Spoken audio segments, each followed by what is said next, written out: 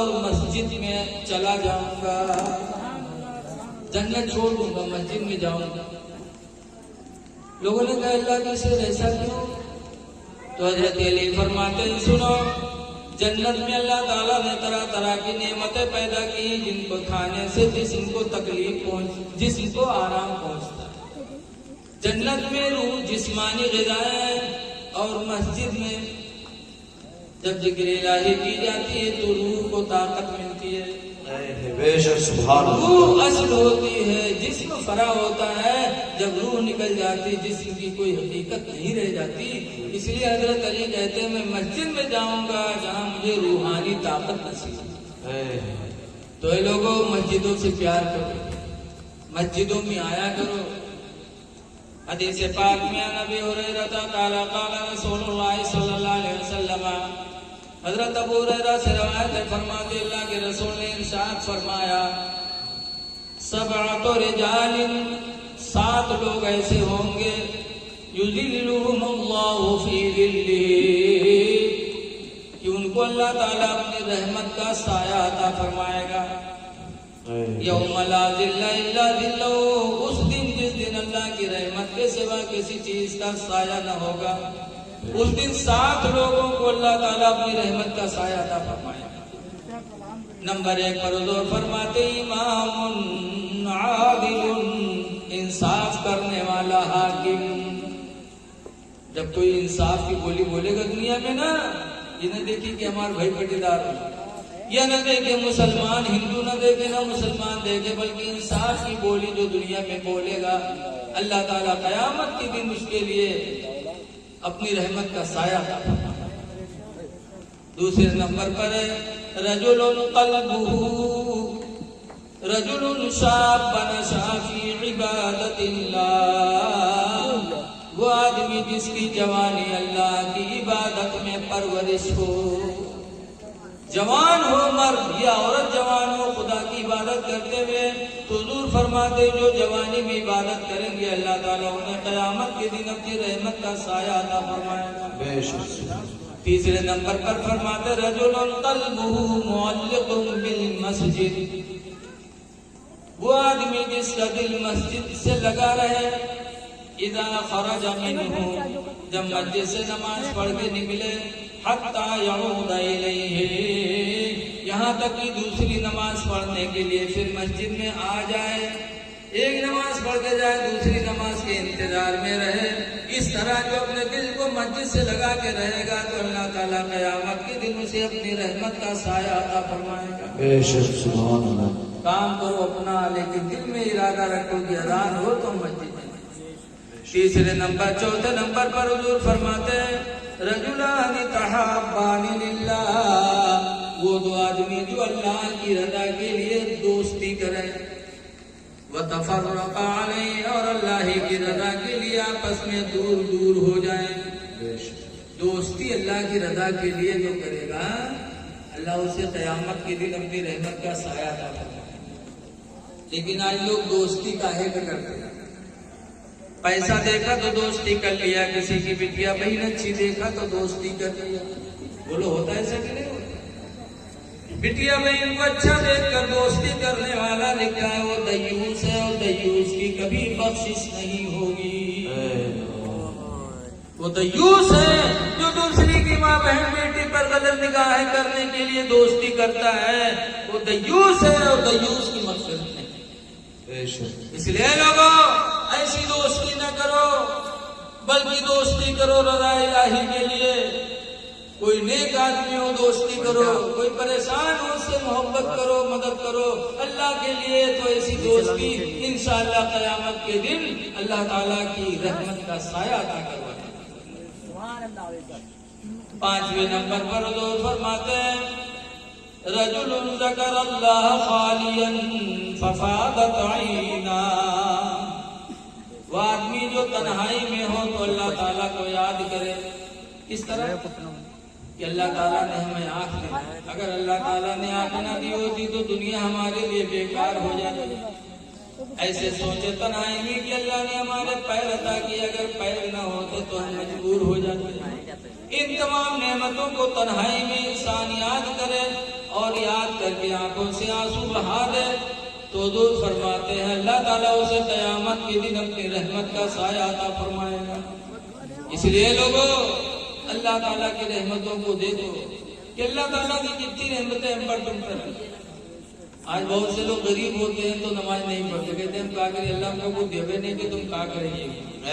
नारे तकबीर, नारे रिसालत, सरकार की आमद, सरदार की आमद, इश्क मोहब्बत, इश्क मोहब्बत, इश्क मोहब्बत, इश्क मोहब्बत, नारे तकबीर, नारे रिसालत। हजरत शेख सादी रहमतुल्लाह अलैह पढ़ने जा रहे थे, चप्पल पहने जा रहे थे, चप्पल टूट गई तो फेंक दिया, नंगे पैर जा रहे थे। इतने में एक आदमी घोड़े पे सवार बैठा जा रहा था। शेख सादी ने देखा तो कहा या अल्लाह तूने अपने बंदे को चलने के लिए घोड़ा दे दिया और मैं तेरी राह में निकला हूँ, तो तूने मुझे चप्पल की भी तौफीक अता नहीं की। इतना सोचा था कि अजान मस्जिद की कान में पहुंची। हजरत शेख सादी मस्जिद में नमाज पढ़ने गए और जब नमाज पढ़ के निकले तो देखा कि एक आदमी बैठा भीख मांग रहा है जिसके दोनों पैर ही नहीं। शेख सादी ने जब देखा तो फिर मस्जिद में वापस हो गए और सजदे में सर रखकर रोने लगे। कहा या अल्लाह तेरा शुक्र है कि तूने चप्पल की तौफीक तो नहीं दिया लेकिन तूने मेरे पैरों को तो सलामत रखा है। या अल्लाह तेरे बहुत से बंदे ऐसे जो पैर से भी महरूम है, तो अल्लाह का शुक्र हर हाल में करो। छठे नंबर पर हुजूर फरमाते हैं रजुलुन दाअतहु इमरातुन ज़ातु हस्बिन व जमाल। वो नौजवान जिसको कोई हसीन व जमील औरत ज़िना के लिए अपनी तरफ बुलाए, फ़क़ाल इन्नी अख़ाफ़ुल्लाह, वो नौजवान कहते मैं अल्लाह से डरता हूँ, तुम्हारे करीब नहीं आऊंगा। इस तरह ज़िना से अपने आप को बचाने वाला आदमी कल कयामत के दिन अल्लाह ताला की रहमत का साया पाएगा। छठे सातवें नंबर पर रजुलुन तसद्दक़ सदक़तन फ़अख़फ़ाहा, वो आदमी जो सदका करे खैरात करे तो उसको छुपा के दे। इतना छुपाए कि हत्ता ला तअलम शिमालुहु मा तुनफ़िक़ु यमीनुहु, इतना छुपाए कि बाएं को पता न चले कि दाहिने ने खुदा की राह में क्या दे दिया है। बेशक सुभान अल्लाह। हुजूर की इन बातों पे अमल करने की कोशिश करो। अल्हम्दुलिल्लाह जिस नबी की हम महफिल में बैठे हैं वो नबी बेमिसाल है, वो नबी बेमिसाल, न उनके धूप का कोई जवाब, न उनके बालों का कोई जवाब। आपने बारहा सुना होगा कि मक्का में दो लड़के थे, मदीने में दो बच्चे थे छोटे छोटे, माज और मुअव्विस। मुअव्विस कैसे थे? माज और मुअव्विस या मुअव्विस दो भाई थे। घर में आए तो देखा माँ रो रही है, पूछा अम्मा क्यों रोती है? कहा बेटा तुम्हें पता नहीं आज अल्लाह के रसूल सल्लल्लाहु अलैहि वसल्लम ने जंग बद्र जाने का ऐलान फरमाया है, अर्रहील फी सबीलिल्लाह, अल्लाह की राह में। कहा फरमाया लेकिन आप रोती क्यों है? कहा अगर तुम्हारे बाप जिंदा होते मैं बेवा न होती, तो आज मेरे शौहर जिंदा होते वो भी नबी के हुक्म पर जंगे बदर जाते तो मेरा सर फख्र से ऊंचा हो जाता। कि आज मेरा शौहर जंगे बद्र में गया है, गाजी बनकर जिंदा वापस आ गया तो मैं गाजी की बीवी कहलाती, और अगर शहीद हो जाते तो मैं शहीद की बीवी कह के पुकारी जाती। लेकिन अल्लाह ने मुझे बेवा कर दिया, इसलिए मैं रो रही हूँ। तो बच्चों ने कहा अम्मा रो नहीं, अब्बा नहीं है, हम लोग तो हैं। कहा तुम लोग तो, लेकिन बच्चों पे जिहाद में जाना मना है। कहा नहीं अम्मा दुआ करो, नबी की बारगाह में जा रहे हैं, इजाजत लेके आएंगे। दोनों बच्चे हुजूर की बारगाह में गए, पंजे के बल चल के गए ताकि हुजूर बड़ा समझ करके हमें जंग में जाने की इजाजत अता फरमा दी। जब वहां पहुंचे तो हुजूर ने मना फरमाया, काफी कोशिश की तो मास की इजाजत दे दिया, मास तुम जा सकते हो, मोबिस नहीं, तुम छोटे हो। तो मोबिस कहते अल्लाह के रसूल हम इनसे छोटे जरूर हैं लेकिन ताकत में इनसे कम नहीं है। अगर आप कहो तो हम कुश्ती लड़के दिखा दे भी इनको हम पटक देंगे। हुजूर ने फरमाया लड़ो। जब दोनों कुश्ती लिपटे तो छोटा मौकिस मां से कहता मेरे भाईजान जोर न लगाना, मुझे पटक लेने देना ताकि अल्लाह के रसूल तुम्हारे साथ मुझे भी भेज दें कि जंगे बद्र में शहादत का मकाम हासिल हो जाए। माज ने जोर नहीं लगाया, माज को मौकिस ने पटक दिया तो अल्लाह के रसूल ने दोनों को इजाजत दे दिया, दोनों चले गए। जब माँ ने भेजा मैदान बद्र में पहुंचे तो इनके चचा अब्दुल रहमान साथ में थे। तो अपने अब्दुल रहमान बिन औफ से पूछते हैं कि चचा ये अबू जहल कौन, क्या क्या करोगे? और मेरे नबी को गाली देता है, मैं मदीने से चला हूं कसम खा करके या तो मारूंगा या मर जाऊंगा। वो है कौन? कसम खाइए मर जाएंगे या मारेंगे नारी को, सुना है गालियां देता है वो महबूबे बारी को। इशारा किया, दोनों बच्चे टूट पड़े और जैसे नारे तकबीर अल्लाहू अकबर में दीवार किया तो अबू जहल दो टुकड़े हो गया। कुफ्फार ने मिलकर हमला किया, मौकिस शहीद हो गए। मां लड़ते रहे तो उनका एक हाथ कट गया, लेकिन खाल लगी हुई थी, लड़ने में रोड़ा पड़ा तो हाथ को नोच के फेंक दिया और एक लिहाज से मां लड़ते रहे। जब जंगे बद्र खत्म हो गई तो मां अपना वो हाथ उठाकर नबी की बारगाह में लाए, अल्लाह के रसूल ये हाथ हमसे जुदा हो गया। हुजूर ने वो हाथ लिया और उनके पकौड़े पे लगाया और उसके बाद अपना थूक लगा दिया तो मांस का जबल पहले हाथ की तरह फिर हो गया।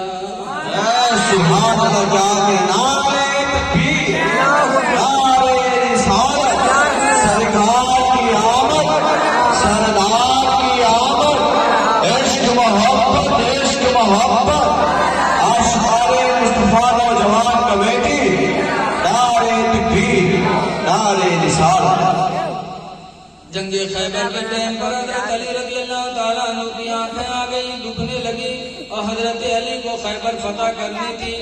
हुजूर सल्लल्लाहु अलैहि वसल्लम ने अली से फरमाया, अली कहते आंखें दुखती हैं। हुजूर ने हदीस में फबसता फी नहीं, तो हुजूर ने अपना थूक हजरत अली के आंखों में लगा दिया, फबरिया नहीं, तो अली की दोनों आंखें ठीक हो गई। ये हुजूर का थूक, आंख में लग जाए तो आंख सही हो जाए, जख्म पर लग जाए तो जख्म सही हो जाए। और जो लोग कहा था कि उन्हों इंसान हम इंसान, उन्हों के थूक कोई लगा ले आंखें में, तो जो उन पूछू वो चला जाए। बोलो न जे तो लिबियाए तो जेबे के इतने मनहूस होते हैं। नबी का मकाम बहुत बिल्कुल। आला हज़रत फरमाते हैं कि खल्क से औलिया, औलिया से रसूल, खल्क से औलिया, औलिया से रसूल, और रसूलों से आला हमारा। बेशक सुभान अल्लाह, बेशक क्या रसूलों से आला हमारा नबी। हुजूर के बाल का जवाब है। हुजूर सल्लल्लाहु अलैहि वसल्लम हज्जतुल विदा में तशरीफ ले गए। 1,40,000 सहाबा थे। रसूलुल्लाह की बीवी उम्मे सलमा भी थी हज में। जब हज के अरकान से फारिग होकर के मिना के मैदान में सरकार हल्क करवाने लगे, बाल बनवाने लगे, तो हजरत उम्मे सलमा कहती है कि रसूलुल्लाह के बाल जमीन पर नहीं गिरते थे, उससे पहले सहाबा दौड़ दौड़ के अपने हाथों में ले लेते थे। उम्मे सलमा कहती है कि मैं भी दौड़ी, मुझे भी कुछ बाल मिल गए, तो उन बालों को क्या किया? उम्मे सलमा फरमाती उन बालों को लाकर मैं घर पे एक शीशी में बंद करके रख लिया। फिर मदीने पाक में जब कोई बीमार होता था तो पानी में उसी शीशी को डुबोकर वो पानी पिला देती थी, तो बीमार को अल्लाह ताला शिफा अता फरमा देता था। सुभान अल्लाह, क्या ये हुजूर के बाल में अल्लाह ने बरकत रखी। एक मर्तबा हुजूर कंघी कर रहे थे तो एक बाल टूटा, तो हजरत अबू बकर दौड़े, उठा लिया, जमीन पे गिरने नहीं दिया, लिए गए घर में रख दिया। अबू बकर रज़ी अल्लाह अन्हु फरमाते हैं कि उस रात मेरे घर में कोई नहीं था, लेकिन पूरी रात मेरे घर में कुरान की तिलावत हुई। अबू बकर फरमाते मैं उठा, कुरान पढ़ने वालों को तलाश किया, लेकिन कुरान पढ़ने वाले घर में नजर न आए, और पूरी रात मेरे घर में कुरान तिलावत होती रही। अबू बकर रज़ी अल्लाह अन्हु फरमाते मैं बैठा सुनता रहा। सुबह हुई, बारगाह नबी में हाजिर हुआ और हुजूर से पूछा, अल्लाह के रसूल, मेरे घर में पूरी रात कुरान पढ़ने वालों ने पढ़ा, लेकिन पढ़ने वाले नजर नहीं आए, मैंने बहुत तलाश किया। तो हुजूर फरमाते हैं अबू बकर सुनो, अन्नल मलाइकता तजतमिउ अला शारे, कि फरिश्ते मेरे बाल पर जमा होते हैं, व यक़रानल कुरान कुल्लल लैल, और पूरी पूरी रात फरिश्ते कुरान पढ़ा करते हैं। ये सरकार का बाल है कि फरिश्ते आसमान से उतर कर कुरान की तिलावत करते हैं, इसलिए वो नबी बेमिसाल, नबी बेमिसाल नबी हैं। अता देखो, हजरत अबू हुरैरा रज़ी अल्लाह तआला अन्हु एक दिन हुजूर की बारगाह में गए तो गरीब थे, खजूर का ढेर लगा हुआ था। हुजूर ने एक तब खजूर ली और अबू हुरैरा को कहा लो, थैली में डाल लिया अबू हुरैरा ने। हुजूर ने फरमाया अबू हुरैरा, इस थैली की खजूरों में से खुद खाना, दूसरों को भी खिलाना, सदका खैरात भी करते रहना। हजरत अबू हुरैरा रज़ी अल्लाह तआला अन्हु हुजूर की जिंदगी में वो थैली में से खजूर खाते थे, खिलाते थे दूसरों को। हुजूर के बाद हजरत अबू बकर का जमाना आया, 2 साल कुछ महीना, फिर भी उसी थैली में से अबू हुरैरा खजूरें निकाल के खाते थे, लोगों को तकसीम किया करते थे। फिर उनके बाद हजरत उमर रज़ी अल्लाह तआला अन्हु 10 साल तक खलीफा रहे, 10 साल। फिर हजरत अबू हुरैरा उसी थैली में से खजूरें निकालते रहे, खाते रहे, देते रहे। फिर उनके बाद हजरत उस्मान गनी रज़ी अल्लाह तआला अन्हु का जमाना आया, 12 साल वो खलीफा रहे, 12 साल। फिर उस खजूर की थैलियां हजरत अबू हुरैरा निकाल कर खाते रहे, खिलाते रहे। और हुजूर ने कितनी खजूरें दी थी? 1 लाख। अबू हुरैरा कहते खुदा की कसम, कई मन खजूरें मैंने उसी थैली में से निकाल के सदका किया, लेकिन खजूरें कभी कम नहीं हुई। यहाँ तक कि हजरत उस्मान गनी रज़ी अल्लाह तआला अन्हु की शहादत के दिन वो थैला मैं कमर में बांधा था और वो थैला खुल के गिर गया। इसलिए अबू हुरैरा कहते हैं कि हजरत उस्मान गनी की शहादत के दिन सबको तो एक गम था उस्मान की शहादत का, और हमें 2 गम थे, एक तो थैला गुम हो जाने का, दूसरा उस्मान गनी की शहादत का। तो सरकार की अता है, इसीलिए आला हजरत इमाम अहले सुन्नत फरमाते हैं कि ऐ लोगों, नबी से मांगना शिर्क न समझो, नबी से मांगा करो। खुद मिशकात की हदीस में सरकार ने फरमाया, इन्नमा अना कासिमुन वल्लाहु युती, बेशक मैं बांटने वाला हूं, अल्लाह मुझे देता है। फरमाते हैं मांगू मांगेंगे मांगे जाएंगे, मुंह मांगी पाएंगे। हुजूर से हम मांगेंगे और ऐसी अता देंगे सरकार कि आला हज़रत फरमाते हैं दूसरी जगह कि कौन देता है देने को मुँह चाहिए, कौन देता है देने को मुँह चाहिए, और देने वाला है सच्चा हमारा नबी, देने वाला है सच्चा हमारा नबी। रसूलुल्लाह सल्लल्लाहु अलैहि वसल्लम के फरमान पर अमल करना ये हमारी आपकी बख्शिश के जमानत है। इसलिए सरकार ने फरमाया है जो इलकुर्रतुइनी फी सलाह, मेरी आंखों की ठंडक नमाज है। बेशक ये लोगों नमाजें पढ़ो। नमाज इंसान को कहां से कहां पहुंचा देती है। आपने हमेशा मिलाद शरीफ में सुना होगा और सुनते रहते हैं, नमाज बहुत ही अहम चीज है। जिन्होंने इस हथियार को अपनाया वो कभी किसी मैदान में फेल नहीं हुए। हुजूर सल्लल्लाहु अलैहि वसल्लम की महबूब तरीन चीज क्या है, उससे आप भी मोहब्बत करो। हदीस पाक में हुजूर फरमाते हैं, हुब्बिबा इलैया मिनद दुनिया सलास, दुनिया की 3 चीजें मुझे बड़ी प्यारी हैं। नंबर 1 पर फरमाते हैं तीबो खुशबू, खुशबू मेरे नबी को बहुत पसंद है। जबकि खुशबू नबी का खुद, जबकि पसीना हुजूर का खुद खुशबूदार था, और ऐसा खुशबूदार कि दुनिया का कोई इत्र उसका मुकाबला नहीं कर सकता। हजरत अनस के घर में चमड़े के बिस्तर पे सो रहे थे। हजरत उम्मे सुलैम एक औरत पहुंची, नबी का पसीना चमड़े से पहुंच के शीशी में रखने लगी। फरमाती है वो पसीना में लेकर के गई और एक लड़की दुल्हन बनी। उस दुल्हन को मैंने वो पसीना लगाया तो उम्मे सुलैम कहती है कि जिंदगी भर वो दुल्हन महकी, फिर उससे जो औलाद हुई औलाद महकी, औलाद की औलाद महकी, 7 नस्ल तक वो पसीने की खुशबू से उसकी नस्लें महकती रही। 7 नस्ल ये नबी का पसीना है। फिर भी नबी फरमाते खुशबू मुझे पसंद है। और हमारा आपका पसीना बदबू करता है, फिर भी हम ना नहाते ना खुशबू लगाते।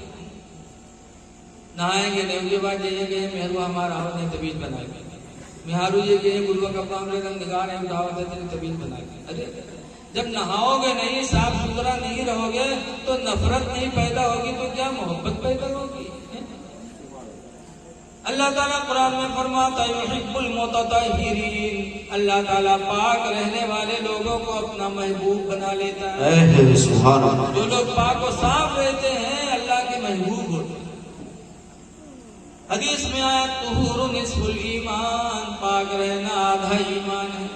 इसलिए लोगों पाक और साफ भी रहो, खुशबू लगाओ, और पता नहीं किस वक्त मौत आ जाए तो कम से कम पाकी की हालत में तो दुनिया से जाओ, पाक होकर के जाओ। खुदा जाने किस वक्त बुलावा आ जाए, किसी को पता नहीं है। इसलिए मौत की तैयारी हम वक्त करते रहो। इसीलिए सहाबा गुनाह से बचते थे, क्यों? उन्हें मौत हम वक्त याद रहती थी। हजरत उमर रज़ियल्लाहु ताला अन्हु का एक लड़का अब्दुल्ला मदीने के मदरसे में पढ़ता था। एक दिन पढ़ने नहीं गया तो हजरत उमर ने फरमाया बेटा पढ़ने नहीं गए? कहा नहीं जाऊंगा। कहा क्यों? कहा जब तक नया कपड़ा बनवा के नहीं देंगे नहीं जाऊंगा। कहा क्यों बेटा? कहा ये पुराना फटा कपड़ा पहन के मैं कल गया तो मेरे साथियों ने मजाक उड़ाया। कहा तुम्हें शर्म नहीं आती है? अमीरुल मोमिनीन के लड़के होकर के फटे पुराने कपड़े में आते हो? तो मुझे शर्म लगी है, जब तक आप नया कपड़ा नहीं बनवाओगे नहीं जाऊंगा। तो हजरत उमर प्रधानमंत्री से भी ज्यादा दर्जा रखते थे पूरी दुनिया के बादशाह इस्लाम से, अमीरुल मोमिनीन थे। लेकिन सादगी का आलम देखो कि हजरत उमर रज़ियल्लाहु ताला अन्हु ने जब हजरत उमर रज़ियल्लाहु ताला अन्हु के लड़के ने जब कपड़ा मांगा तो हजरत उमर ने अपने खादिम से कहा, ऐ मेरे खादिम बैतुल माल चले जाओ, 4 रुपया मेरे नाम पर कर्जा ले आओ, जब मेरा महीना पूरा होगा तो मेरी तनख्वाह में से वो काट लेंगे। जब वो नौकर गया बैंक और बैंक के मैनेजर से कहा 4 रुपया अमीरुल मोमिनीन ने कर्जा मांगा है दे दो, जब महीना पूरा होगा उनकी तनख्वाह से काट लेना। तो बैंक के मैनेजर ने कहा जाके उमर से कह दो कि इस महीने के मुकम्मल होने तक अपनी जिंदगी की जमानत लिख के दे दे कि महीना पूरा होने से पहले उन्हें मौत नहीं आएगी, जाओ लिखवा लाओ। अगर मैं दे दूं महीना पूरा होने से पहले अगर उनका इंतकाल हो गया तो बैतुल माल का माल कौन अदा करेगा? जब वो खादिम वापस आया और हजरत उमर से कहने लगा कि बैंक का मैनेजर आपसे इस महीने के मुकम्मल होने तक आपकी जिंदगी की जमानत मांग रहा है, हजरत उमर रोने लगे और अपने बेटे अब्दुल्ला को बुलाया और बुलाने के बाद सर पे हाथ रखा, फरमाया बेटा जाओ ऐसे ही पढ़ो, अगर अल्लाह ने जिंदगी दिया महीना पूरा हुआ तनख्वाह मिले तो कपड़े बनेंगे। बैंक का मैनेजर मुझसे पूरे महीने की जिंदगी की जमानत मांग रहा है, खुदा की कसम पूरा महीना छोड़ दो, मैं अपनी जिंदगी की एक लम्हे की भी जमानत नहीं दे सकता। खुदा जाने किस वक्त बुलावा आ जाए। सहाबा मौत को याद करते थे तो गुनाह से बचते थे। आज हम लोगों ने मौत को भुला दिया। मौत को भूलो ना, लेकिन आज हम लोगों के दिल बड़े ढीठ हो गए, बहुत ढीठ हो गए। एक बुढ़वा रहा है, जब बीमार हुआ तो उसका लड़का चारों तरफ से घेर के उनका बैठे, तो बुढ़वा का मामला हुआ गड़बड़। तो बुढ़वा कहे भैया रे हम बच न भैया कहीं तब अब्बा कि जो हम मर जाएंगे ना तो हमारे कफन में पुरान कपड़ा के कफन भी हो कहीं नहीं कहे। ऐसा कहाँ हो सकता है अब्बा, हमरे लिए घर बनवाए, जमीन खरीदे, मर जाए लोग पुरान कपड़ा कफन में देवे। गाँव वाले कहा कहीं है अब्बा। तो बुढ़वा कहा था गाँव वाले चक्कर में पड़ गए हमका फंसाए दे रहे तुम लोग। कहीं कहा है अब्बा, कहने रे पुरान कपड़ा में लपेट के रखे ताकि कब्र में जब मुनकर नकीर हिसाब ले आइए देखिए कफन पुरान। तो कहे ये तो बहुत पहले मर चुका है, छोड़ो तो हिसाब होगा तो छोड़ छाड़ चले जाइए और नवा कफन में लपेट कर जुड़ते जुट जाए कि न जुटी है रे। बताओ ऐसे ऐसे दलाल बुढ़वा पर कि जिंदगी भर तो दलालेपन करवे कि मरे बादों सोचे हो 420 के लेकिन यकीन जानो कब्र बड़ी कठिन मंजिल, बहुत कठिन मंजिल है। कब्र अंधेरी कोठरी है, लेकिन हुजूर फरमाते हैं जो अपने कब्र में रोशनी चाहे वो अपने चेहरे पे दाढ़ी रखाए। बेशक सुभान इसलिए अल्लाह। बताया गया कब्र में रोशनी का सहारा दाढ़ी है।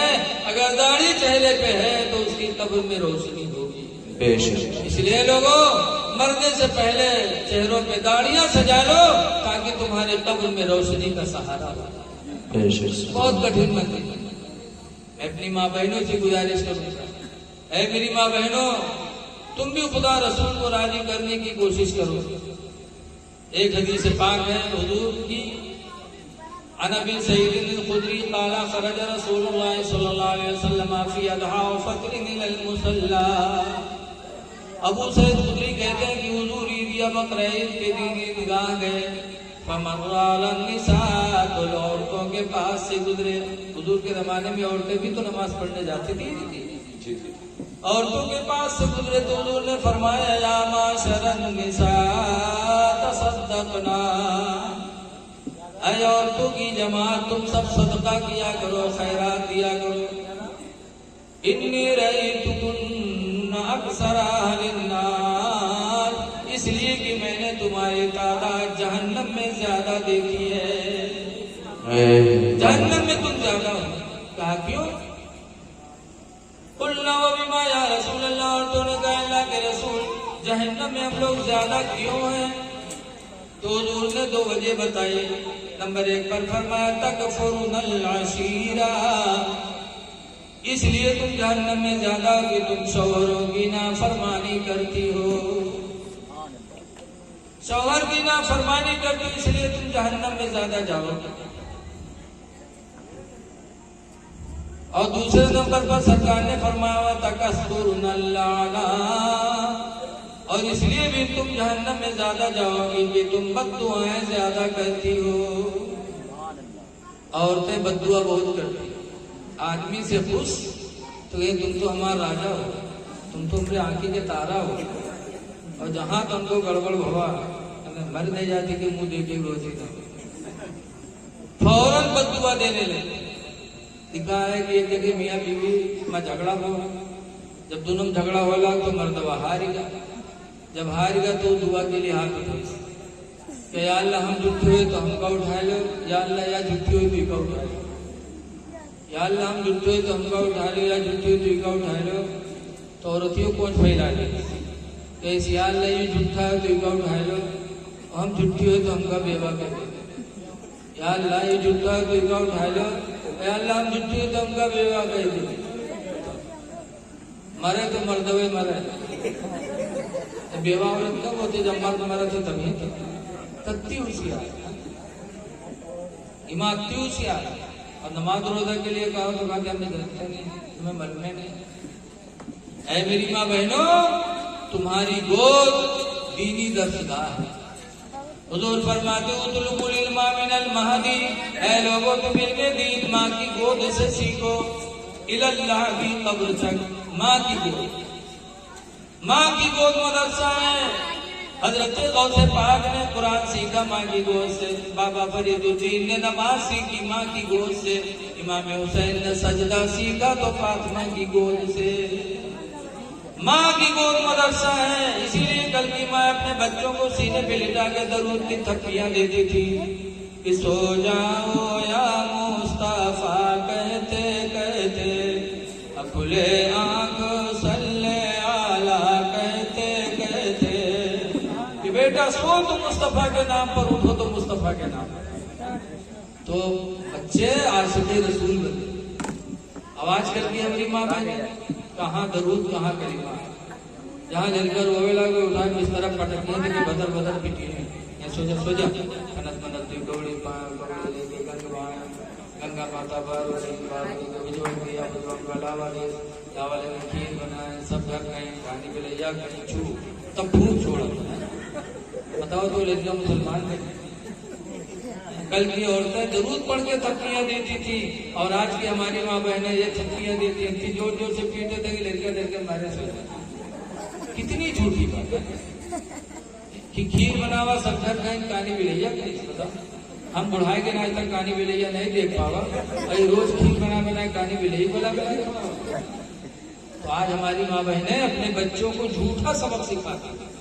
तो जब बचपन में झूठी बोली उन्हें सिखाती है तो बच्चा बड़ा होकर के भी झूठ बोलने की आदत उसकी पड़ जाती है। इसलिए मेरी माँ बहनों, तुम्हारी गोद इस्लामी मदरसा है। तुम अपनी गोद में बच्चे को रख करके गलत बातें न बोलो, गलत चीजें न देखो, ताकि तुम्हारी गोद से बच्चा इस्लामी सबक लेकर के बाहर निकले। तो है मेरी माँ बहनों, आपसे गुजारिश है कि सदका करो। हुजूर फरमाते सदका करो, तुम्हारी तादाद मैंने जहन्नम में ज्यादा देखी। पता चला सदका करने से गुनाह मिटते हैं, सदका करने से अल्लाह की जलाल से इंसान बच जाता है। लेकिन आज लोग सदका खैरात करने में बहुत पीछे। एक आदमी रहा कमाए कमाए के बटोरा के, जब बुजुर्गियों के पास सैकड़ रुपया तो लेगा बनिए दुकान पर, कह लो भैया ये 100 के फुटकू रही कर 100 के नोट हमका देगा।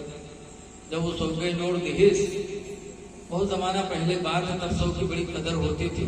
तो 100 के नोट पहले तो कर रस्तम फैला फैला के देख मार फूस लावा घर में कपड़ा बांध के बक्सम रख दिए। अब सुबह भाई तो सुबह जब काम पर जाए लगा तो बक्सा खोलिस, फिर रुपया देके फिर बांध के रह गई, फिर काम करे चला गया। शाम के जब लौटा तो फिर बक्सा खुला, फिर बक्सा खोलिस, फिर देखे बहुत खुश। सुबह शाम देखा, ऐसा लगे कि बक्सम को मजार बंद की है।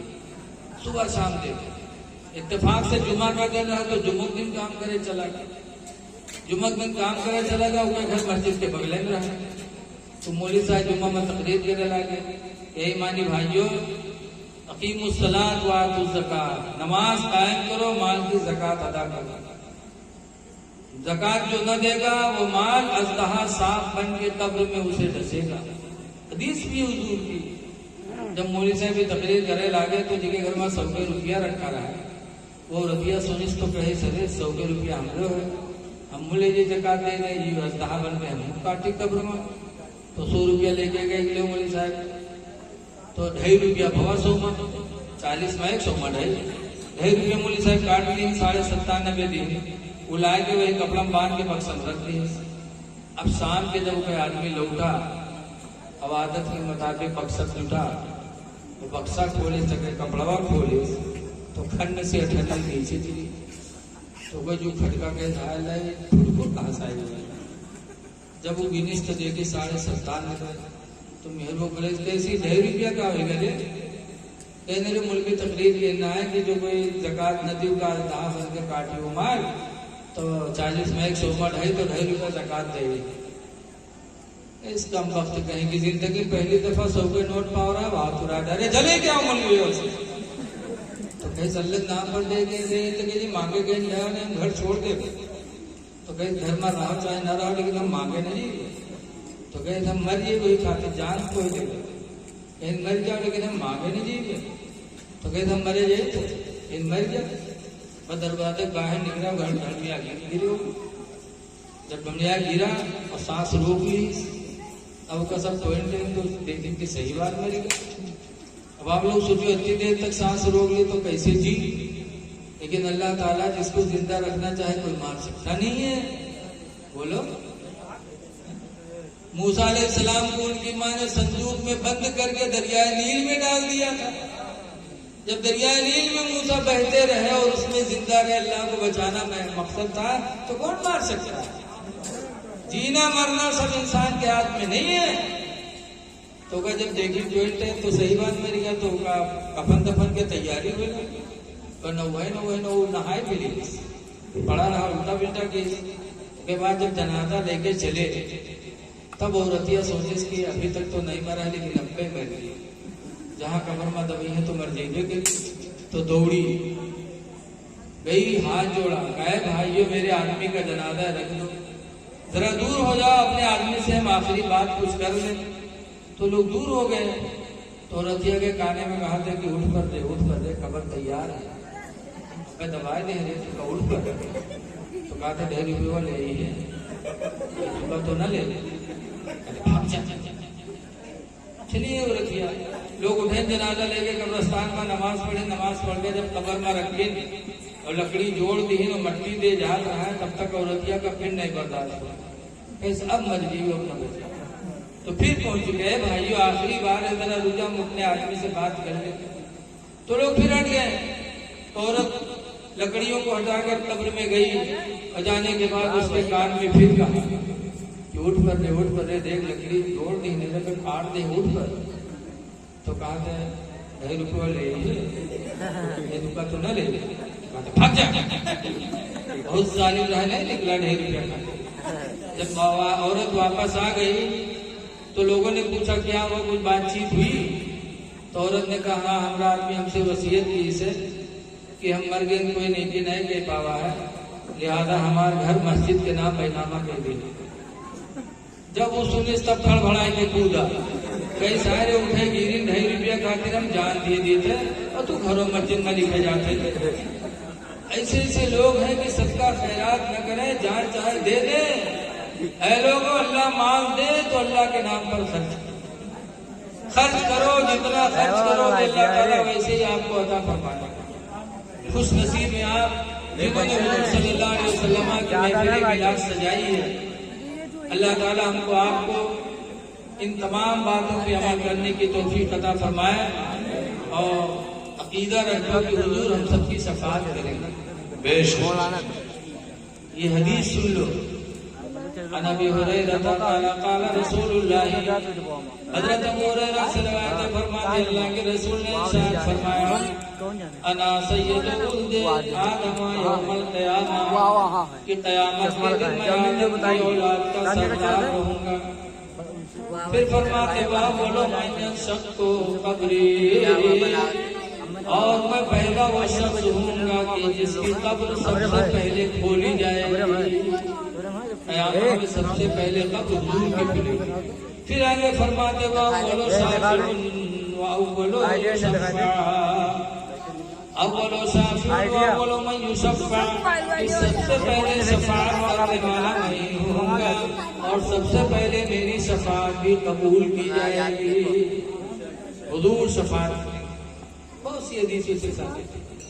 एक हदीस में जाबिर क़ाल रसूलुल्लाह, हज़रत जाबिर से रिवायत है, फरमाते हुजूर ने इरशाद फरमाया, मन क़ाल इस्मुन निदा, जिसने अज़ान सुनकर के कहा अल्लाहुम्मा रब्ब हाज़िही दावति ताम्मा, अज़ान सुनने के बाद जिसने दुआ पढ़ी तो हुजूर फरमाते फकुन्तु लहु यौमल क़यामति शाफ़िअन व शहीदा, क़यामत के दिन उसकी शफ़ाअत भी करूंगा और उसके ईमान की गवाही भी दूंगा।